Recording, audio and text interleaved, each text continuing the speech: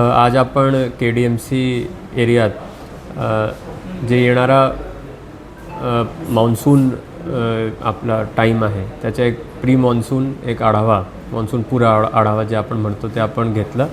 त्या मीटिंगमध्ये आपले KDMCचे सर्व डेप्युटी म्युनिसिपल कमिशनर्स, इतर सर्व अधिकारी आणि विशेष करून इतर डिपार्टमेंट्सचे जसे की police, MSEB, MMRDA, MSRDC, metro, इतर सर्व एजन्सीज, लाईन एजन्सीज त्यांचीही याच्यामध्ये उपस्थिती होती.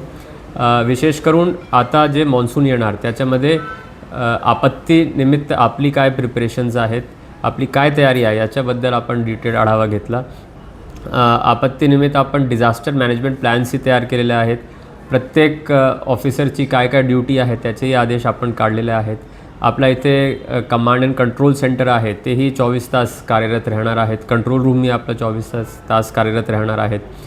त्याचबरोबर जे काही इश्यूज नेहमीच येतात, काही ठिकाणी पाणी जाते, काही ठिकाणी फ्लडिंग होत असते, काही ठिकाणी रस्त्यांचे काम चालू असल्यामुळे वाहतूक कोंडी होते, या प्रकारचे जे सगळे इश्यूज आहे याच्यावरही चर्चा करण्यात आली आणि पुढचे 1 महिन्यात ते सगळे सॉल्व्ह करून नागरिकांना कुठल्याही प्रकारची अडचण येणार नाही असे आपण आज सविस्तर चर्चा केली.